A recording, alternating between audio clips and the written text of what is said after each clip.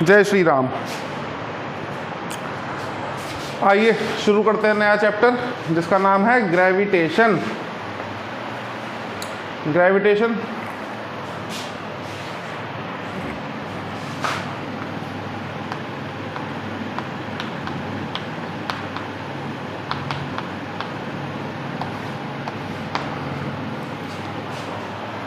Question number 1, kinetic energy of a planet in an elliptical orbit about the sun at position A, B and C are Ka, Kb and Kc respectively। तो हमें बताना है कौन सी बड़ी है कौन सी छोटी है, डिक्रीजिंग ऑर्डर बताना है इसका। चलिए, जब कोई प्लैनेट सन के अराउंड मूव करता है तो पहली बात तो उसका पाथ सर्कुलर नहीं होता, एलिप्टिकल होता है। और ये सेमी मेजर एक्सिस, ये सेमी माइनर एक्सिस, यहाँ सन लोकेटेड है। तो अब यहाँ पर 3 पोजीशन हमें दी हैं। This is sun, A B और सी। कहाँ है भाई? ए बी और सी। यहाँ ए पॉइंट पर जो काइनेटिक एनर्जी है वो है के ए, बी पॉइंट पर जो काइनेटिक एनर्जी है वो है के बी, और सी पॉइंट पर जो काइनेटिक एनर्जी है के सी। हमें बताना है इसका डिक्रीजिंग ऑर्डर या इंक्रीजिंग ऑर्डर, कुछ भी निकाल लेते हैं। तो मैंने पहले भी आपको बताया था कंजर्वेशन ऑफ एंगुलर मोमेंटम। जब कोई एक्सटर्नल फोर्स नहीं होती है तो कोई एक्सटर्नल टॉर्क भी नहीं होता है और एंगुलर मोमेंटम कंजर्व रहता है। तभी मैंने साथ में आपको ये भी बताया था कि ग्रेविटेशन में जो केपलर के लॉ हैं, केपलर का जो सेकंड लॉ है ना, स्पेसिफिकली सेकंड लॉ की बात करें तो लॉ ऑफ एरिया भी कहते हैं। उसमें क्या होता है, वो बेस्ड है फिजिक्स के कौन से प्रिंसिपल पे? Principal of conservation of angular momentum पे, उसी पे बेस्ड है। क्या कहता है कंजर्वेशन ऑफ एंगुलर? भाई यहाँ भी एक सिस्टम बन गया, प्लैनेट और सन के बीच में एक सिस्टम बन गया। यही दोनों लगा रहे हैं जो कुछ लगा रहे हैं आपस में फोर्सेस। कोई बाहर का एक्सटर्नल एजेंट तो इन पर कोई फोर्स लगा नहीं रहा। कोई फोर्स नहीं है बाहर से, मतलब कोई टॉर्क भी नहीं है बाहर से। ना कोई फोर्स है ना कोई टॉर्क है, मतलब एंगुलर मोमेंटम कैसा रहेगा? कंजर्व रहेगा, कांस्टेंट रहेगा। तो एंगुलर मोमेंटम कंजर्व रहेगा, मतलब हम कह सकते हैं MVR कांस्टेंट रहेगा। V और R की प्रोडक्ट कांस्टेंट रहेगी। V और R इनवर्सली प्रोपोर्शनल रहेंगे। जहां R कम होगा वहां V ज्यादा होगा। तो सबसे नजदीक वाले पॉइंट पे सबसे ज्यादा वेलोसिटी, और जहां वेलोसिटी ज्यादा, स्पीड ज्यादा, वहीं पे काइनेटिक एनर्जी भी ज्यादा। A पॉइंट सबसे नजदीक है तो A पॉइंट की काइनेटिक एनर्जी सबसे ज्यादा। C पॉइंट सबसे दूर है तो उसकी काइनेटिक एनर्जी सबसे कम, B इनके बीच में। तो ये सीक्वेंस आ गया। कॉन्सेप्ट है कंजर्वेशन ऑफ एंगुलर मोमेंटम, पीछा नहीं छोड़ेगा। नोट करिए, इसमें ऑप्शन कौन सा हो गया हमारा? B for Babita. देखना सही है आंसर, नोट कर लीजिए।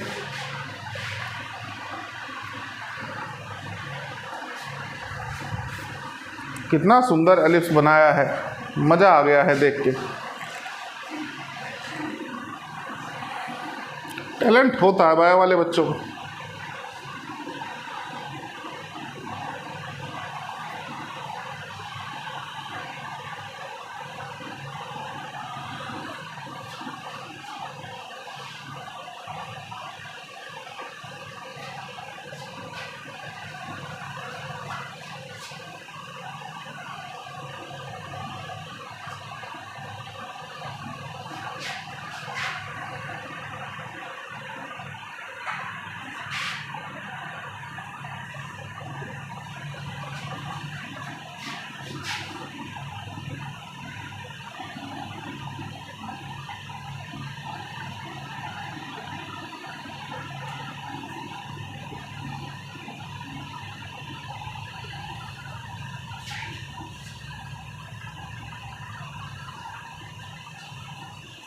हो गया भाई, रब कर दें इसको।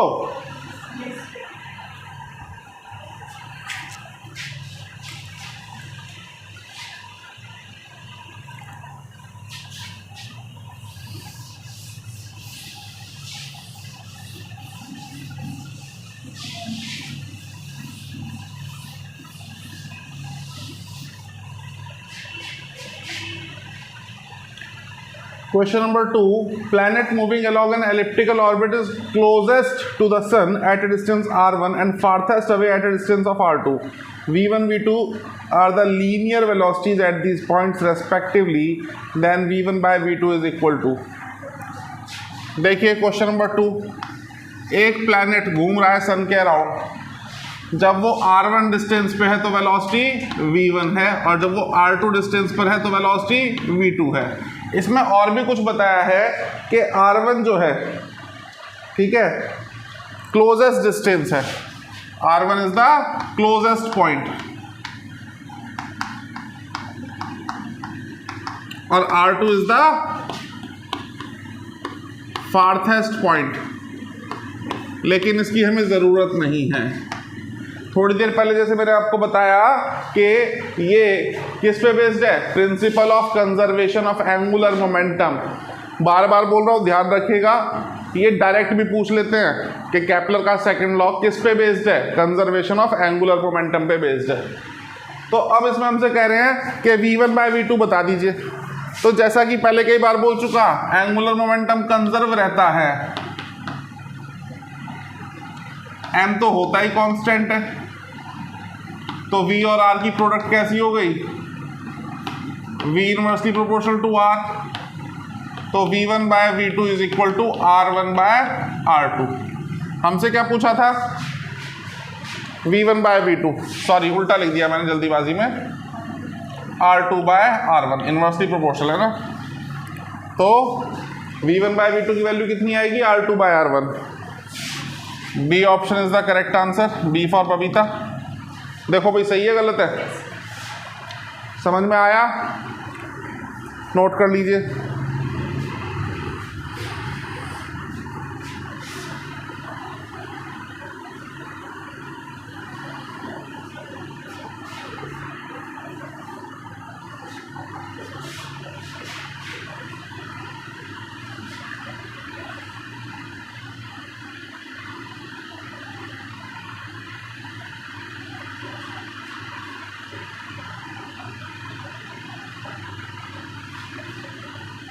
रब कर दे, हो गया.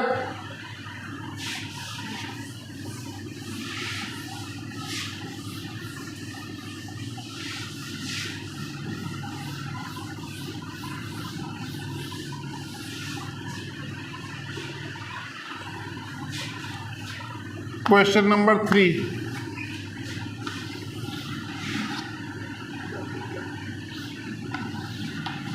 यहां पे सन है,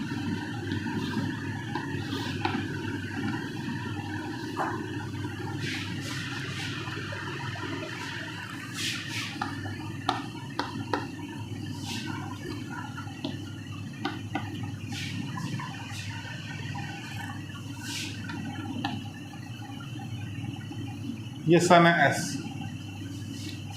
प्लैनेट मूव कर रहा है सन के अराउंड. ये दो एरिया में दिए हुए हैं.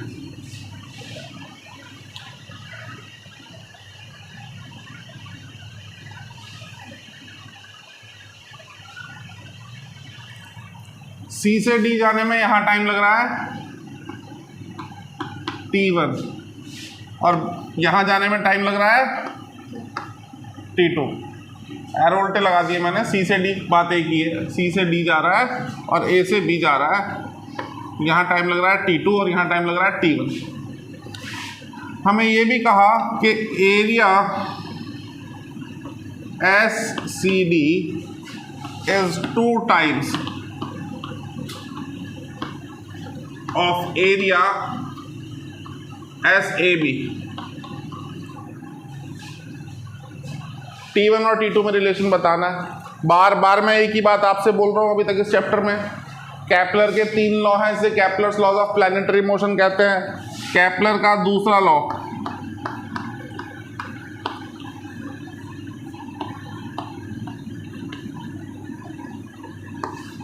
जिसको कि लॉ ऑफ एरिया भी कहते हैं,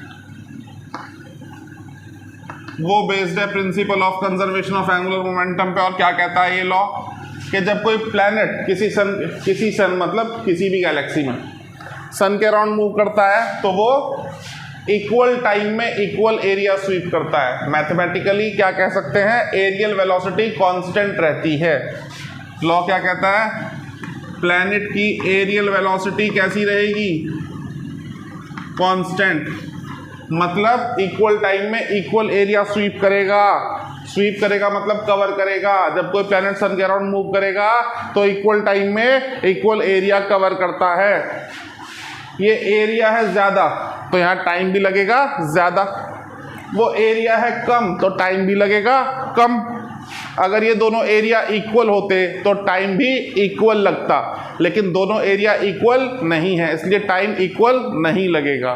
साथ में ये भी बताया ये एरिया डबल है तो ज़्यादा टाइम लग रहा है, वो एरिया कम है तो कम टाइम लग रहा है। क्योंकि ये एरिया 2 गुना है तो यहाँ टाइम भी तो 2 गुना लग रहा होगा। लॉ के अकॉर्डिंग एरिया डबल है तो T1 भी तो डबल होगा।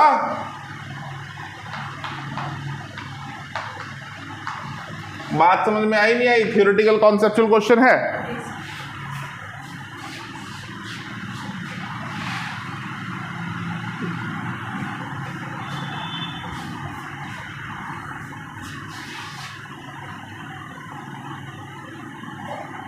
किसी को नोट करना है तो मैं बोल देता हूँ, नोट भी कर सकते हैं। According to this law, when a planet moves around the sun, then it covers equal area in equal interval of time, or the aerial velocity of the planet remains constant. Mathematically, d by dt of A is constant. A is the area swept by planet. ज़्यादा area cover करने में ज़्यादा time, कम area cover करने में कम time.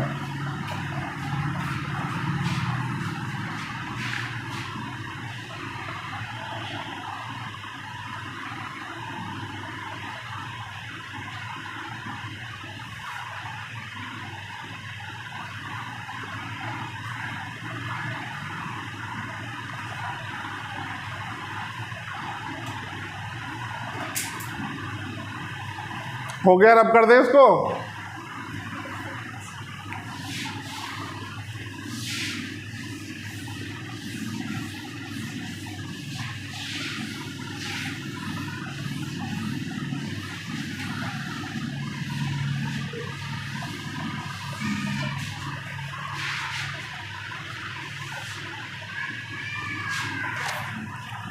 Question number 4,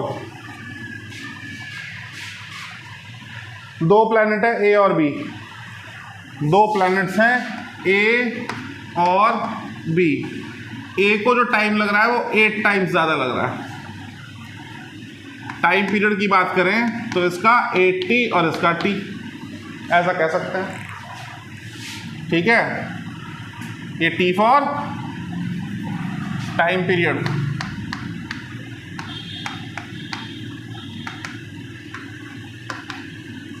तो कह रहे हैं इसका डिस्टेंस प्लैनेट से, सन, प्लैनेट का सन से कितना होगा, कितना टाइम्स होगा। अगर इसका r है तो इसका कितना होगा। तो बड़ा सिंपल सा है, केपलर का थर्ड लॉ लगेगा। केपलर्स थर्ड लॉ, जिसको हम लॉ ऑफ पीरियड्स भी कहते हैं। क्या कहता है ये लॉ, क्या कहता है भाई, याद है नहीं याद है? T² proportional to R3। Time period का स्क्वायर R³ के प्रोपोर्शनल होता है। यहाँ प्रोपोर्शनलिटी साइन हटाएं तो कांस्टेंट आता है 4π²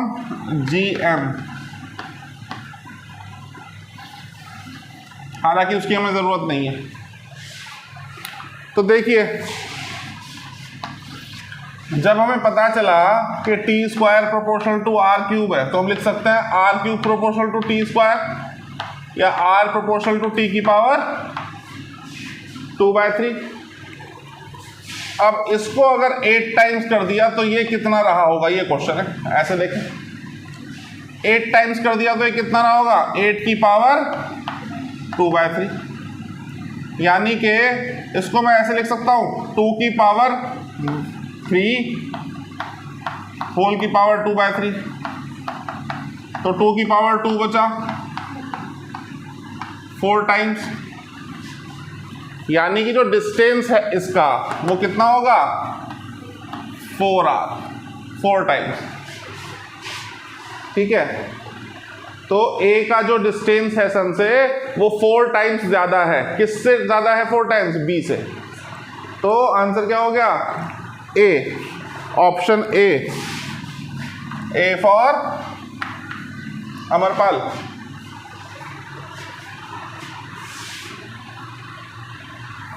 समझ में आया भाई क्या हुआ, क्यों हुआ, कैसे हुआ? चेक करना, यही आंसर कुछ और है।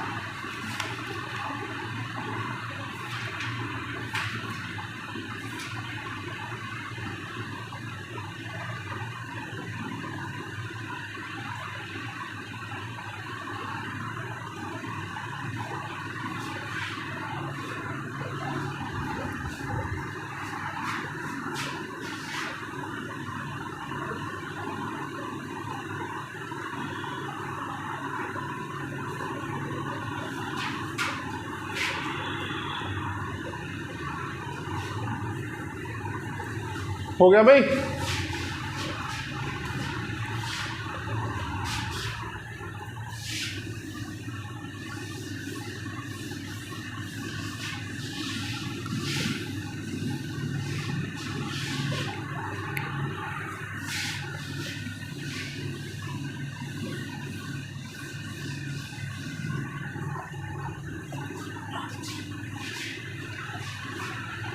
नेक्स्ट क्वेश्चन देखते हैं, the distance, question number 5। The distance of 2 planets from sun are 10 की पावर 13 मीटर एंड 10 की power 12 meter respectively. Ratio of time period कितना होगा? 2 प्लैनेट हैं A और B। A और B क्वेश्चन में नहीं दिया, मैंने अपनी तरफ से ले लिया, इनका डिस्टेंस दिया हुआ है 10 की पावर, एक का दिया है 10 की पावर 13, दूसरे का 10 की पावर 12।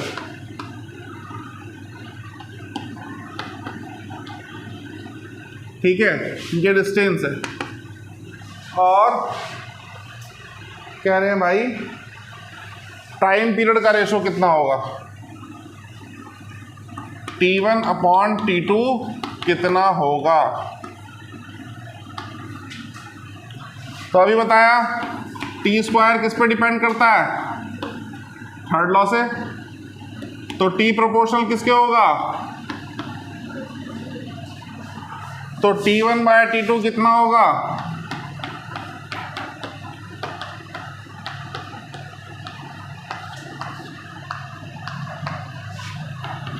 यानी कि 10 की पावर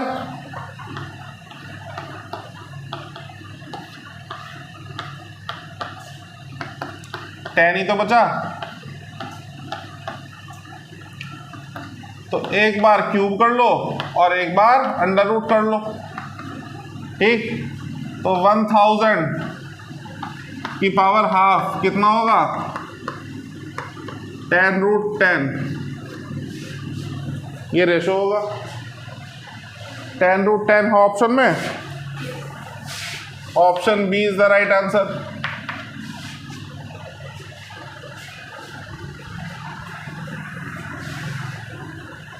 समझ आया भाई?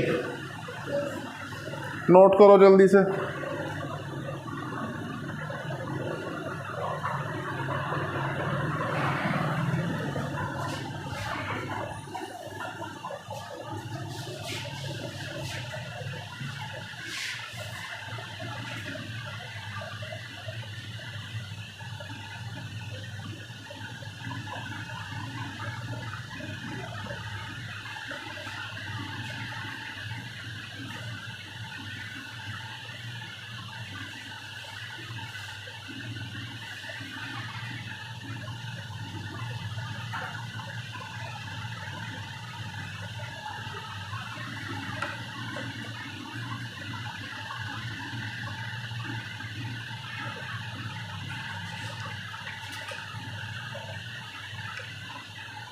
हो गया, रब कर दें।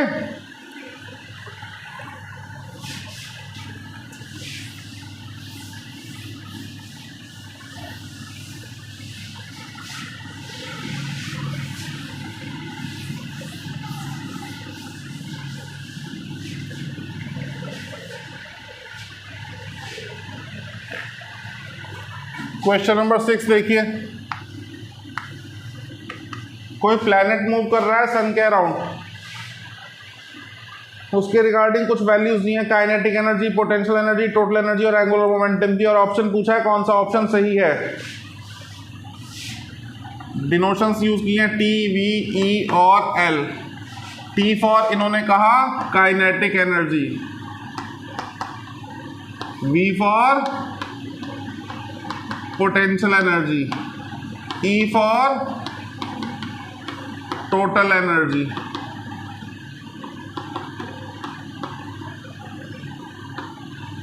और एल फॉर एंगुलर मोमेंटम। अब पूछ रहे हैं कौन सा ऑप्शन सही है। पहला ऑप्शन कह रहे हैं टी इज कंजर्व, ये जानबूझ के घुमाया जाता है क्वेश्चन। टी देख के आपको लगेगा टोटल एनर्जी, लेकिन उन्होंने डिनोशन बदल दी, टी फॉर टोटल एनर्जी नहीं है, टी फॉर यहाँ काइनेटिक एनर्जी है। आप ऑप्शन देख के टिक करते हैं, गलत हो जाता है। Second option V is always positive,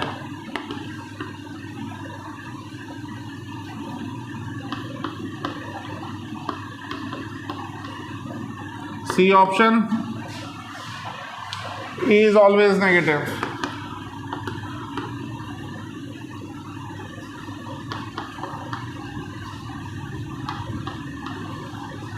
और D option L is conserve,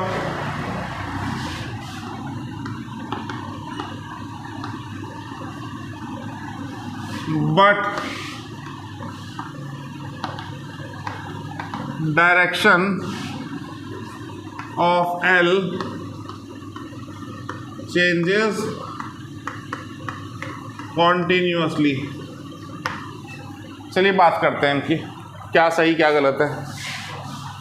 kinetic energy जिन बच्चों को नहीं पता बता दूं, हाफ mv² होती है, वैसे सबको पता होगा। यहाँ पर ये कभी कंजर्व नहीं रह सकती, क्योंकि जैसे जैसे प्लैनेट की पोजीशन बदलती है, आर बदलता है, उसका डिस्टेंस बदलता है, वैसे वैसे उसकी स्पीड बदलती है, और स्पीड बदलने का मतलब क्या हुआ, काइनेटिक एनर्जी बदलेगी। तो ये कांस्टेंट नहीं होती, ये कैसी होती है, वेरिएबल होती है। और v को यहाँ कहते हैं ऑर्बिटल वेलोसिटी या ऑर्बिटल स्पीड, ठीक है। और जब ये वैल्यू रखी जाती है तो ये सॉल्व करके आता है plus G capital M small m by r। चाहे तो याद कर सकते हैं, काम आएगा आगे। पोटेंशियल एनर्जी ये होती है यहाँ पे mgh नहीं होती, minus G capital M small m by, sorry यहाँ 2r होता है, और ये क्या होती है, एक सेकेंड मैं कंफ्यूज तो नहीं हो रहा,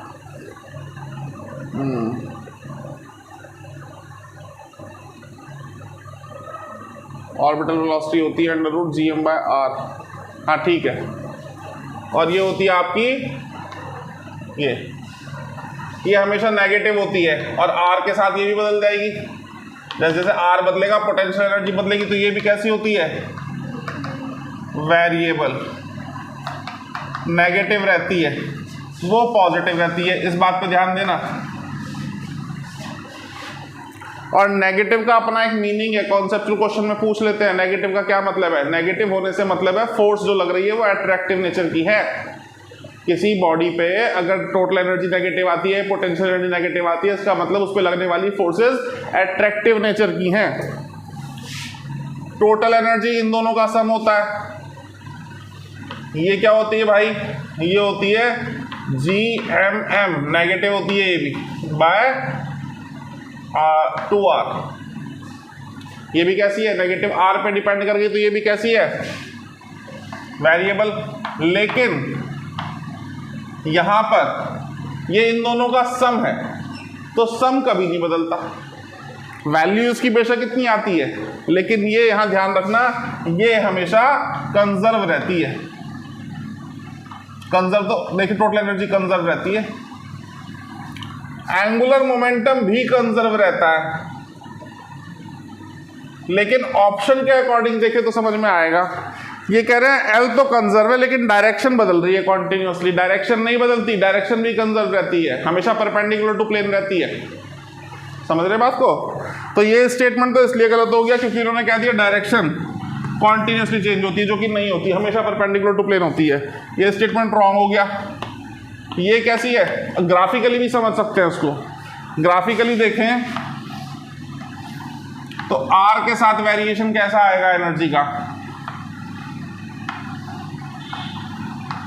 ये काइनेटिक, इधर एनर्जी शो कर रहा हूं मैं, इधर डिस्टेंस, ये काइनेटिक एनर्जी है, ये टोटल एनर्जी है, ये पोटेंशियल एनर्जी है। जैसे जैसे डिस्टेंस बढ़ता है काइनेटिक क्या होती है, बढ़ रही है घट रही है, और टोटल एनर्जी कैसी हो रही है, और पोटेंशियल एनर्जी। समझ में आया? इतनी बात समझ में आई? तो कंजर्व है ये कहना गलत है, वेरिएशन है। ये स्टेटमेंट भी कैसा हो गया, गलत। V मतलब पोटेंशियल एनर्जी कह रहे हैं, पोटेंशियल एनर्जी पॉजिटिव होती है क्या, गलत। ये E फॉर टोटल एनर्जी है, टोटल एनर्जी नेगेटिव होती है क्या, तो ये सही आंसर है। ये ध्यान रखना, ये एक क्वेश्चन में, क्वेश्चन तो मैं डायरेक्ट भी कर सकता था, लेकिन ये क्वेश्चन में मैंने जो डेटा आपको प्रोवाइड किया है वो बहुत सारे क्वेश्चंस करने में आपकी हेल्प करेगा अगर याद रह जाता है तो।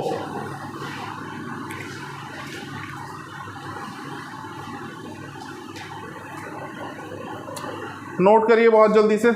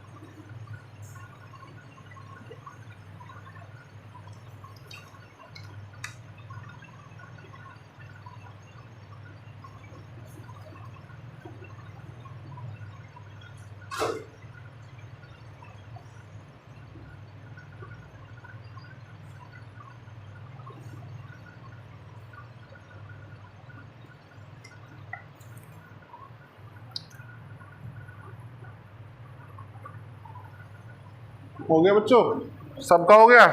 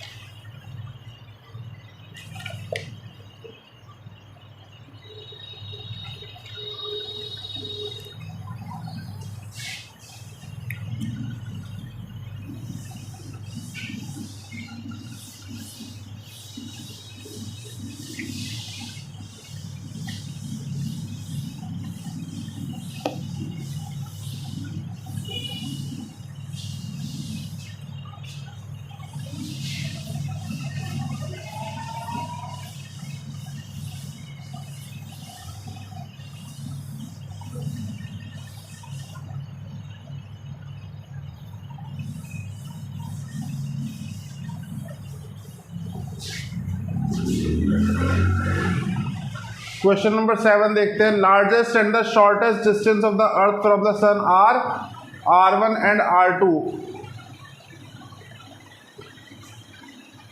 अच्छा, when it is at perpendicular to the major axis of the orbit drawn from the sun is। Ellipse में घूमता है कोई भी प्लैनेट सन के around,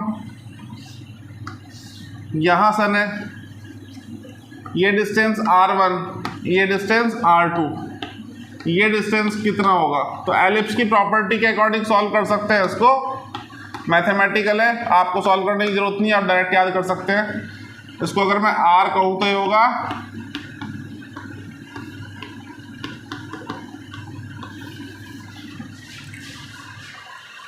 option C. Learning type question है।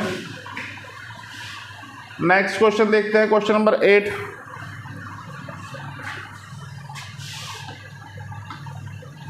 यूनिवर्सल लॉ ऑफ ग्रेविटेशन पे बेस्ड है, जो कि आप जानते हैं न्यूटन का यूनिवर्सल लॉ ऑफ ग्रेविटेशन। दो ऑब्जेक्ट्स हैं, एक का मास m1, एक का मास m2, दोनों के बीच में डिस्टेंस r, तो इनके बीच में gravitational force of attraction work करेगी जो प्रोपोर्शनल होगी दोनों के मासेस की प्रोडक्ट के, इनवर्सली प्रोपोर्शनल होगी डिस्टेंस के स्क्वायर के। कंबाइन करके लिख सकते हैं m1 m2 by r square. Proportionality sign हटाएंगे, कांस्टेंट आएगा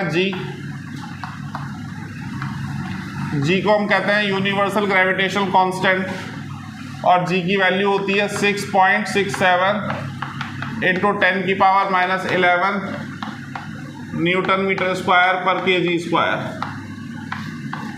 लेकिन एक मजे की बात मैं आपको बताऊं कि ये चैप्टर ऑलमोस्ट पैरेलल है इलेक्ट्रोस्टैटिक्स एंड मैग्नेटिज्म के। आपको तीनों में से कोई भी एक चैप्टर आता है तो आप बाकी दो आराम से कर सकते हैं।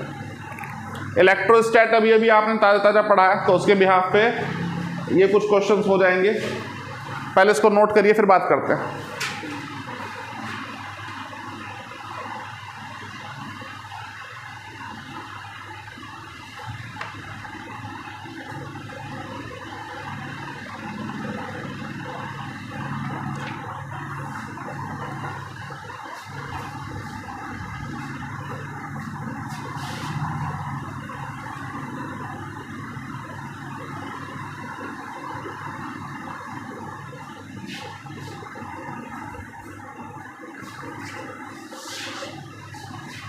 रब कर दें भाई, हो गया।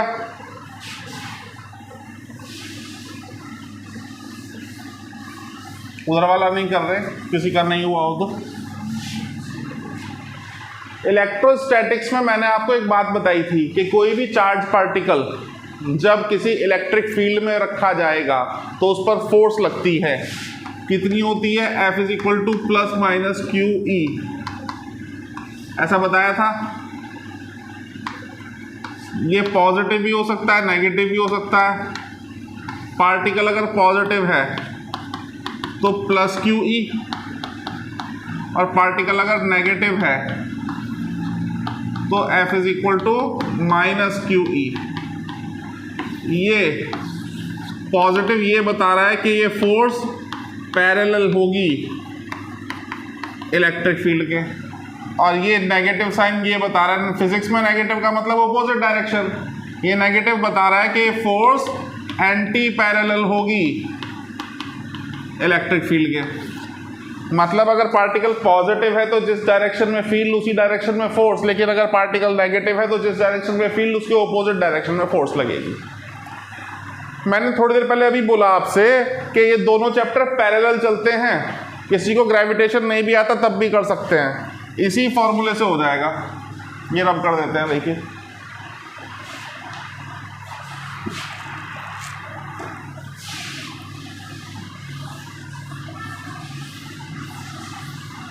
क्वेश्चन नंबर 8 जो है, इसमें एक मास रखा हुआ है, उस पर कितनी फोर्स लग रही है ये बताया।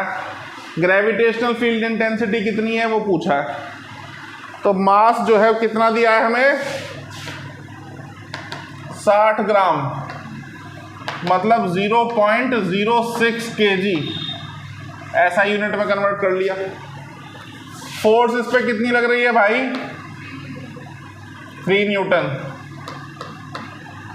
और ग्रेविटेशनल फील्ड इंटेंसिटी इसको आई से भी करते हैं, जी से भी करते हैं, कितनी होगी हमसे पूछा।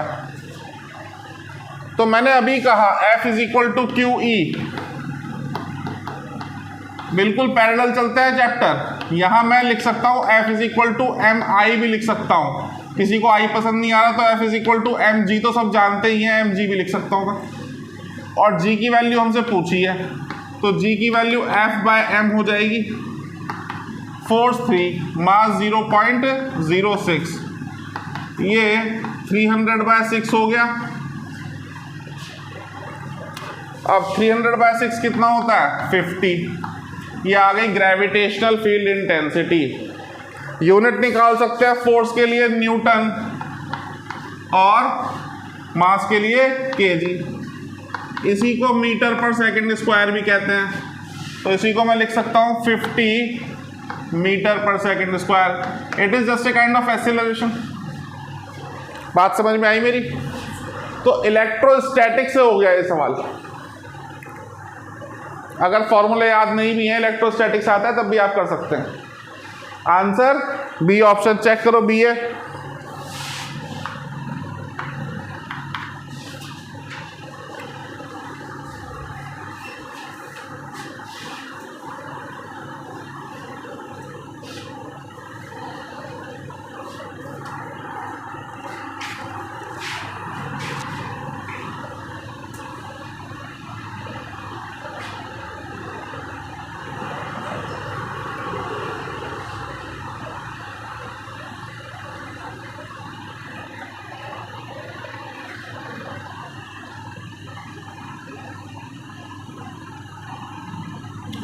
हो गया बेटा, रब कर दें।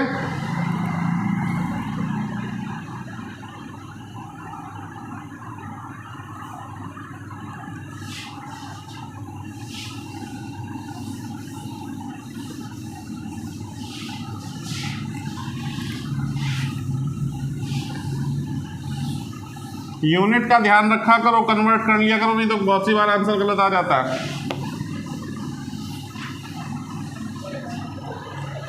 क्वेश्चन नंबर 9 देखते हैं। 2 एस्ट्रोनॉट हैं, ग्रेविटेशनल फ्री स्पेस में फ्लोट कर रहे हैं और उनका कांटेक्ट छूट गया है अपने स्पेसशिप से। 2 एस्ट्रोनॉट हैं, ग्रेविटेशनल फ्री स्पेस में घूम रहे हैं, कांटेक्ट छूट गया है स्पेसशिप के साथ, तो क्या होगा? ऑप्शंस दिए हैं हमें। पहला option move towards each other,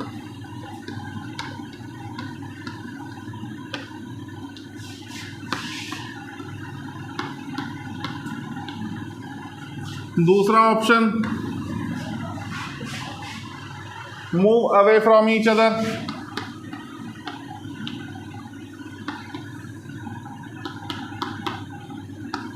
तीसरा ऑप्शन विल बिकम स्टेशनरी,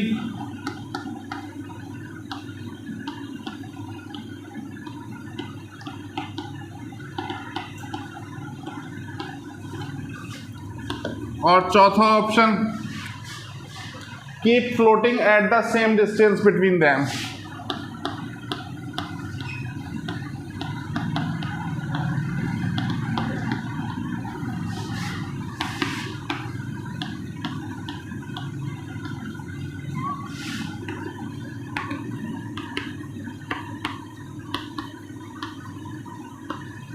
देखिए समझते हैं, ग्रेविटेशनल फ्री स्पेस अगर है तो कोई ग्रेविटेशनल फोर्स नहीं लगनी चाहिए। जब कोई फोर्स ही नहीं लगेगी तो मूवमेंट भी नहीं होना चाहिए, तो इसलिए उनको स्टेशनरी हो जाना चाहिए।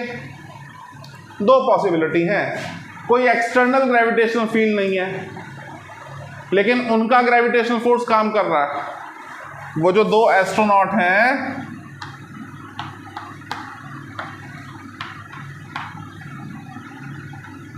ठीक है, ए और बी, वो ग्रेविटेशनल फ्री स्पेस में है, तो कोई थर्ड फोर्स उन पे नहीं लगेगी, कोई थर्ड पार्टिकल की फोर्स उन पे नहीं लगेगी, लेकिन आपस में एक दूसरे पे फोर्स लगाएंगे। न्यूटन का यूनिवर्सल लॉ ऑफ ग्रेविटेशन है तो एक दूसरे के नजदीक आएंगे। और ऐसा भी हो सकता है ग्रेविटेशनल फ्री से ये कहना चाह रहे हो कि आपस में भी फोर्स नहीं लगाएंगे। तो अगर आपस में फोर्स नहीं लगाएंगे तो स्टेशनरी हो सकते हैं और keep floating at the same distance भी हो सकता है। दो ऑप्शन सही नहीं हो सकते। मतलब इनडायरेक्टली उन्होंने हिंट दे दिया दो ऑप्शन सेम दे करके कि ये तो नहीं है।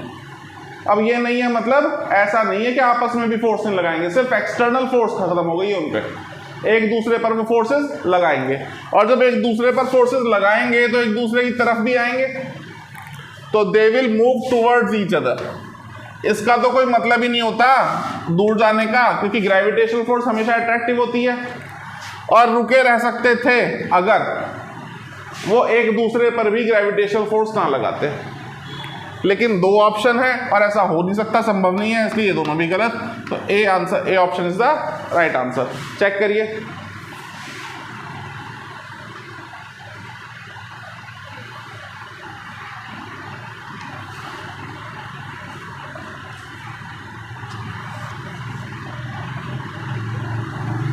यही है, समझ आ गया? नोट कर लिया? नोट करना है कुछ है नहीं, ऑप्शन से तो लिखी है, समझ में तो आ गया ना? आगे चलते हैं नेक्स्ट क्वेश्चन।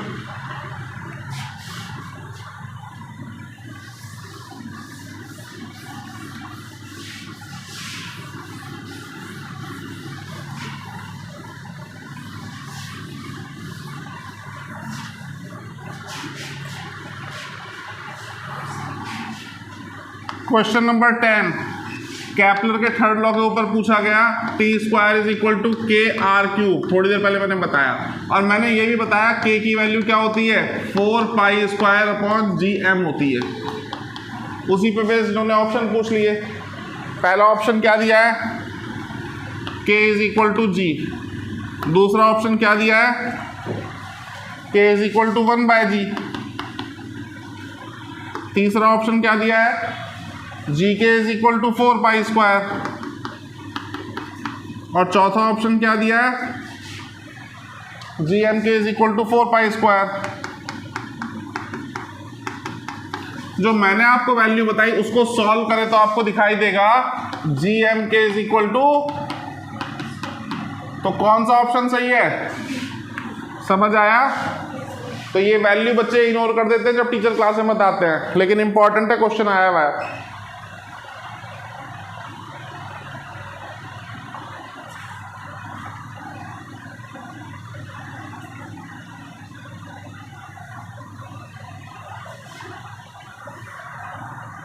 हो गया भाई, रब कर दें।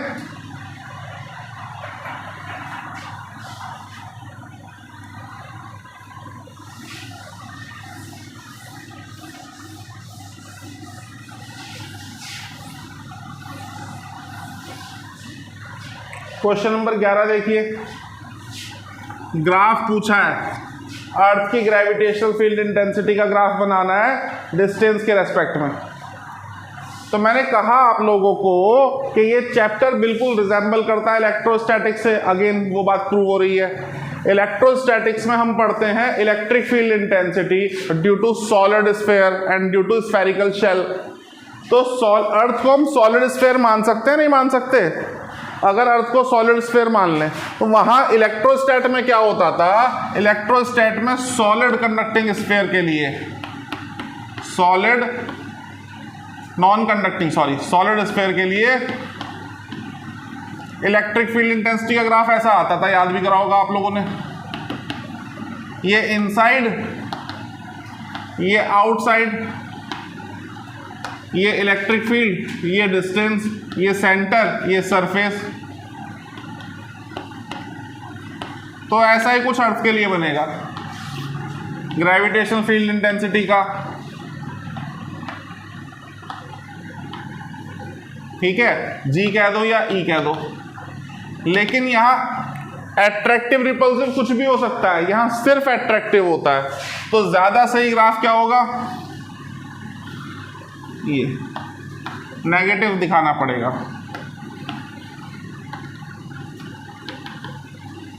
ये सरफेस, ये सेंटर। अब कुछ बच्चे कहेंगे गुरुजी कॉपी पेस्ट मार दिया, समझाया तो है नहीं, समझ लो फिर भाई। Inside the earth variation of acceleration due to gravity पढ़ते हैं हम इस चैप्टर में, तो उसका वेरिएशन डेप्थ में जाने से भी आता है और हाइट पे जाने से भी आता है। तो डेप्थ में जाने से जो वेरिएशन आता है वो होता है g dash is equal to g 1 minus D by R. याद आया कुछ? ये d पे डिपेंड कर रहा है, नहीं कर रहा? और अगर d की वैल्यू r कर दूं तो ये टर्म क्या हो जाएगी? 1 माइनस 1 कितना हो जाएगा? तो g डैश कितना हो जाएगा? डेप्थ कहाँ होती है आर के इक्वल? सेंटर पे, तो सेंटर पे 0 हो गया। अदरवाइज वेरिएशन क्या है? डिस्टेंस के डायरेक्टली प्रोपोर्शनल। और ऐसे भी नहीं करना चाहते तो ऐसे कर सकते हो, g is equal to G M by R square, तो सबने पढ़ा है। मास को डेंसिटी इंटू वॉल्यूम खोल लो तो ये क्या हो जाएगा? g by R square density into 4/3 pi R cube. इससे क्यूब खत्म, तो ये क्या हो गया? g 4/3 g pi D R. g किस पे डिपेंड कर रहा है? जैसे जैसे रेडियस बढ़ेगा वैसे वैसे g की वैल्यू बढ़ेगी घटेगी? सेंटर पे 0 हो जाएगी, सेंटर पे r की वैल्यू 0, तो g की वैल्यू 0, ग्रेविटेशनल फील्ड की वैल्यू 0, और जैसे जैसे r बढ़ता जाएगा वैसे वैसे बढ़ता जाएगा। दो क्वांटिटीज जब आपस में डायरेक्टली प्रोपोर्शनल हो, दोनों की पावर 1 हो, तो ग्राफ कैसा आता है? Straight line. मिल गया? लेकिन नेगेटिव दिखाएंगे क्योंकि अट्रैक्टिव नेचर का है, तो इसको कैसे दिखाएंगे? ऐसे। अब ये दोनों अगर दिए हैं तो ये ज्यादा सही, ये दिया है अकेला ऑप्शन में तो वो सही, ये अकेला दिया है तो ये सही। एमसीक्यू में एग्जैक्टली सही कुछ नहीं होता, 4 ऑप्शन में ज्यादा सही कौन सा है वो देखना है। जब ये अकेला ग्राफ ऑप्शन में है तो ये सही है, वो ग्राफ अकेला ऑप्शन में है तो वो सही है, दोनों अवेलेबल है तो वो ज्यादा सही है। बात समझ में आई? ये मैंने किसका एक्सप्लेनेशन दिया आपको? Inside the earth. आउटसाइड का भी निकाल सकते हैं, नोट करना है? करो बहुत जल्दी, फिर बताते हैं। आउटसाइड का भी बताते हैं। आउटसाइड का तो यार सिंपल ही है, ये इनसाइड हो गया ना, ये लिख देते हैं आउटसाइड। यही तो फॉर्मूला लगेगा G M by R square. तो ये इनवर्सली प्रोपोर्शनल दिखाई नहीं दे रहा, और इनवर्सली प्रोपोर्शनल पे ग्राफ कैसा बनता है? Rectangular hyperbola. यहाँ देखो इनवर्सली प्रोपोर्शनल पे ऐसा ही तो बनता है। नेगेटिव दिखाना है तो कैसा बनेगा? ऐसा। दोनों अवेलेबल है तो ये ज्यादा सही है, ये अकेला है तो ये सही है, ये अकेला है तो ये सही है, दोनों है तो नीचे वाला सही है। अब ये दो चीजें समझ में आ गई। इनसाइड कैसा है? Straight line. आउटसाइड कैसा है? हाइपरबोला। कंबाइन कर दो तो ग्राफ ऐसा ही तो बनेगा। समझ में आई बात?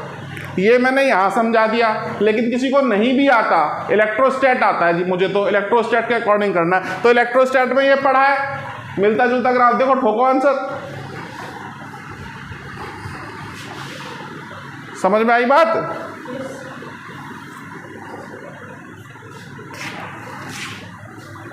कौन सा ऑप्शन है?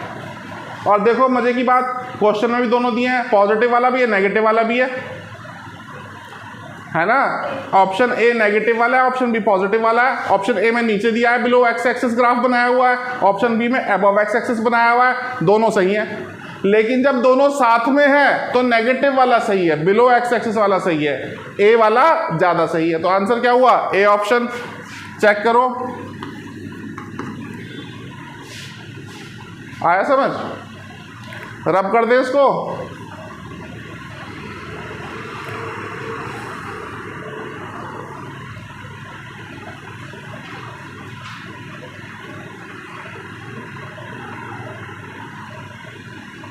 हो गया भाई?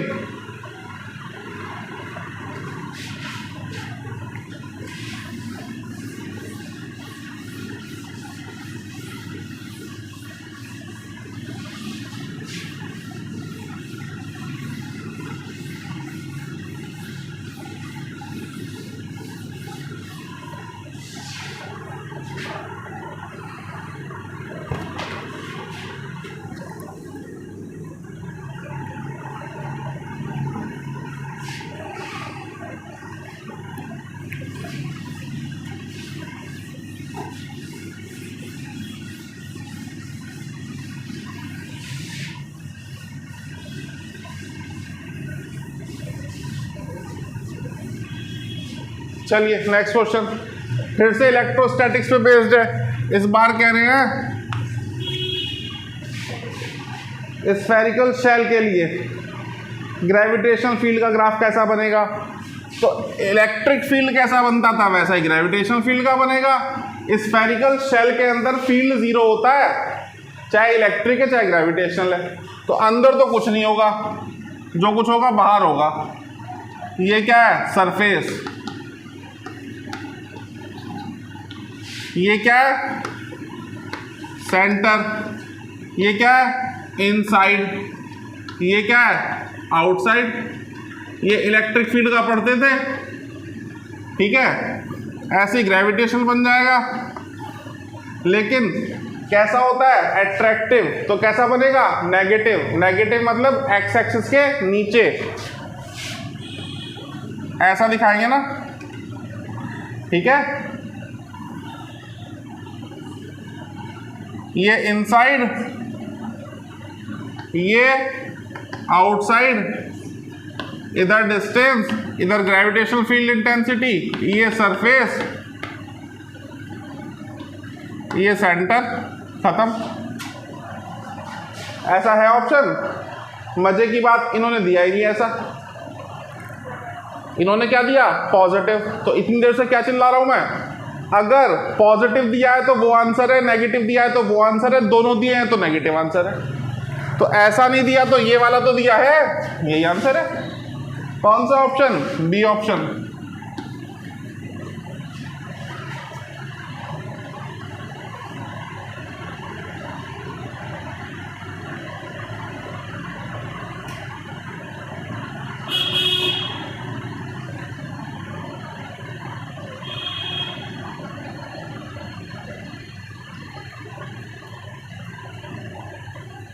हो गया। Next question, question number 13।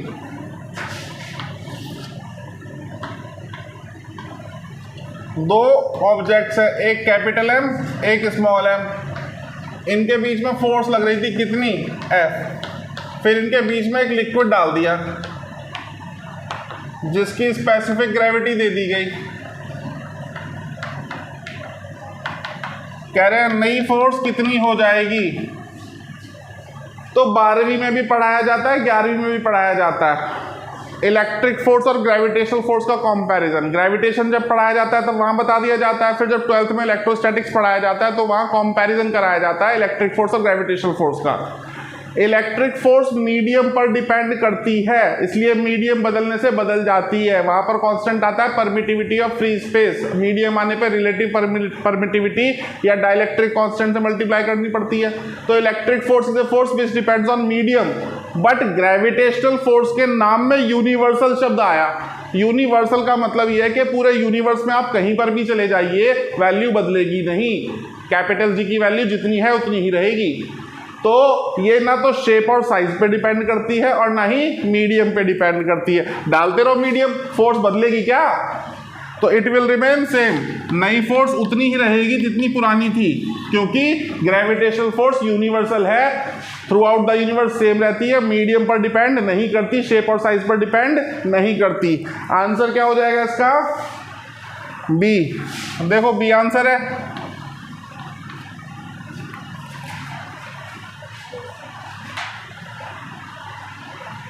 आया समझ, नोट करिए।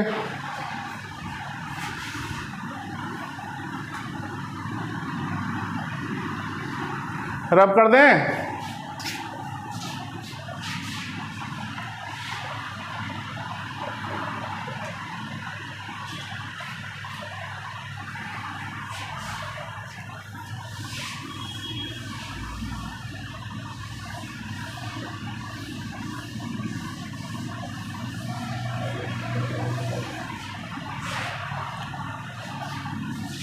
लिख लेना अलग से नोट डाल के।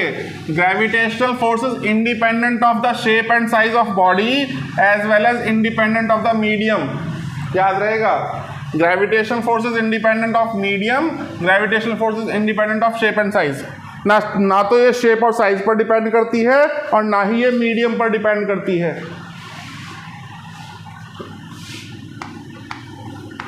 Next question, gravitational force is required for, कहाँ कहाँ जरूरत पड़ेगी ग्रेविटेशनल फोर्स की? पहला ऑप्शन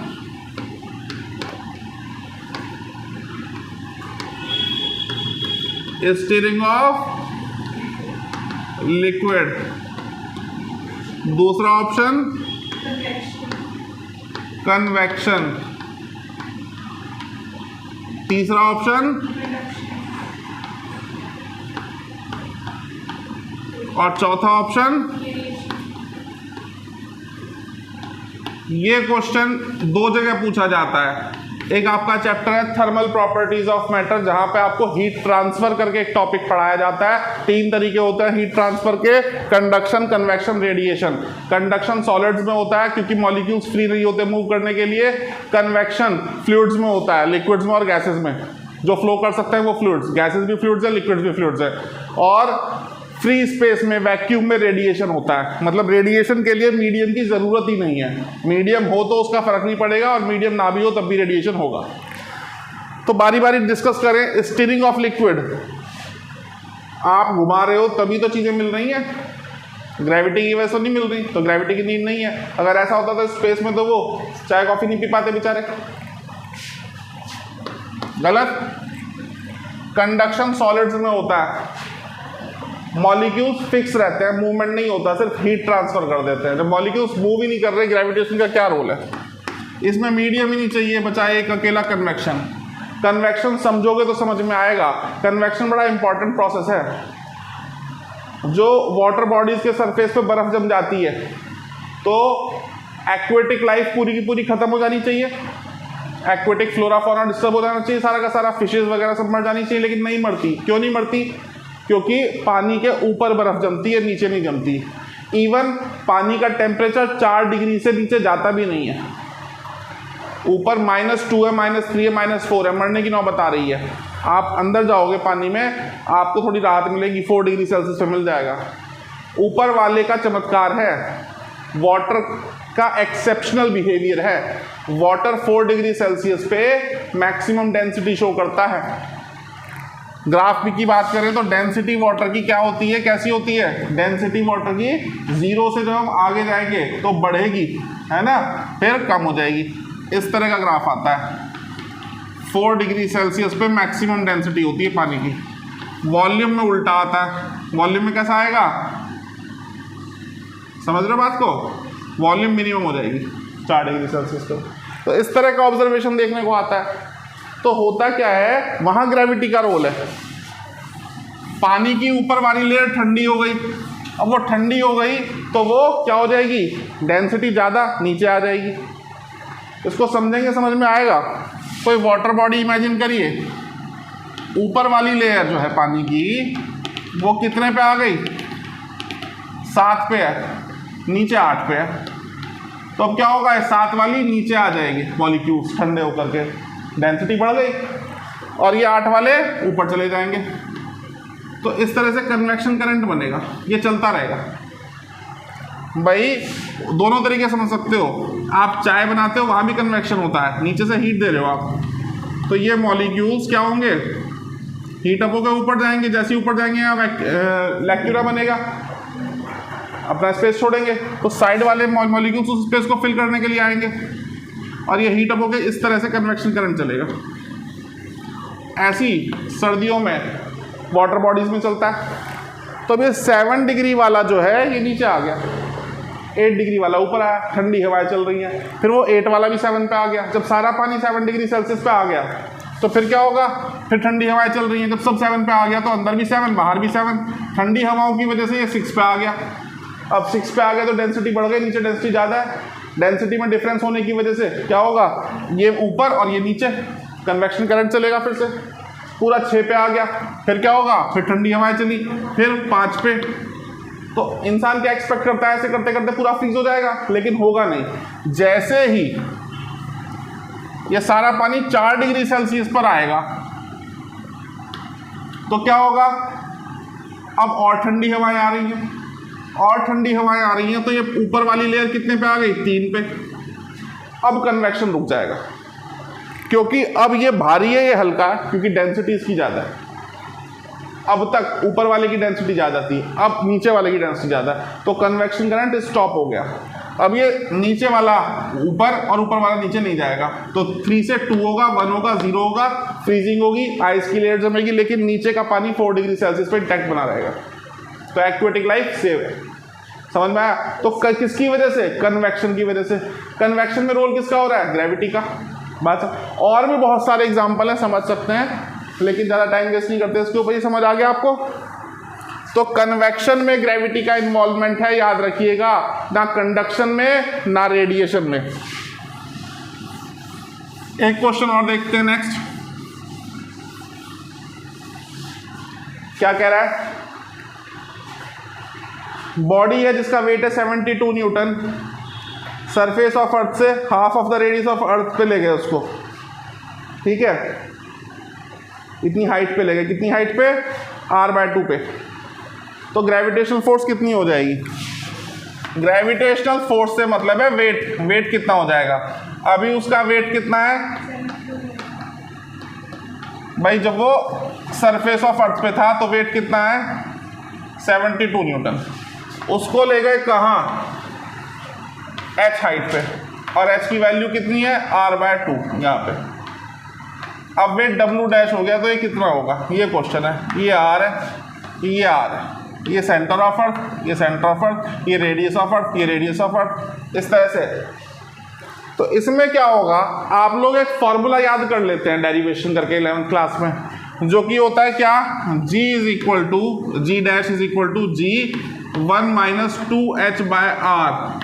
लेकिन एक वार्निंग दे रहा हूँ आप लोगों को, कभी जिंदगी में मत लगाना इस फॉर्मूले को, क्योंकि ये फॉर्मूला जुगाड़ से निकाला गया है, गलत होता है, आंसर सही नहीं आता इससे, इसकी वजह से गलत होते हैं। जुगाड़ से क्या इसमें लगाई जाती है? Binomial theorem. बाइनोमियल थ्योरम 10% तक के चेंज पे काम करेगी, उससे ज़्यादा पे काम नहीं करती। यहाँ चेंज हो रहा है 50% का, ऑलरेडी r हाइट पे था, r/2 पे लेके तो 50% का हाइट पे चेंज हुआ। तो अब ये फॉर्मूला वर्क नहीं करेगा, आंसर गलत आएगा। बच्चे दुखी के गलत क्यों आ रहा है हमारा? हमने तो फॉर्मूला सही याद करा था, लगाया भी सही था, कैलकुलेशन भी ठीक करिए, फिर भी आंसर गलत। तो फिर क्या करें? फिर ऐसा करिए, आप लोग जानते हैं ना कि छोटा g जो होता है Gm/r² होता है ना। इसको बदलेंगे, ये बदलेगा, ये दोनों तो बदल नहीं रहे। तो आप याद कर सकते हैं g is inversely proportional to r², और दो इक्वेशन बन जाएंगी g2/g1 is equal to r1/r2 का स्क्वायर। इससे करिए, सही आएगा।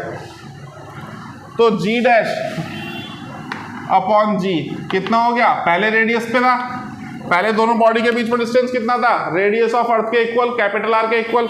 अब कितना हो गया? r + r/2, यानी कि 3r/2। तो ये कितना हो गया? 4/9। तो g डैश कितना हो गया? 4g/9। और जब g डैश बदल गया तो वेट भी बदल जाएगा। w डैश यहाँ मिटा के यहाँ कर देते हैं।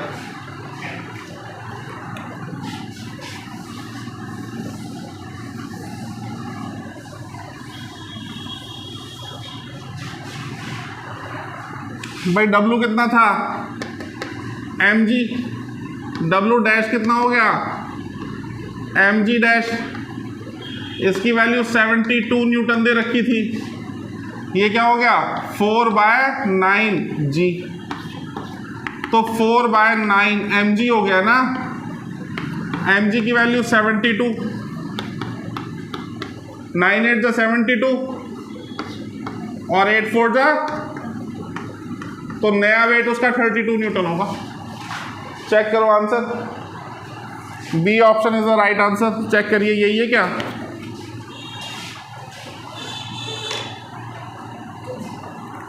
तो आज का कार्यक्रम यहीं तक रहने देते हैं। काफ़ी क्वेश्चन कर लिया आज हमने, कल इसको फर्दर कंटिन्यू करेंगे। Thank you very much.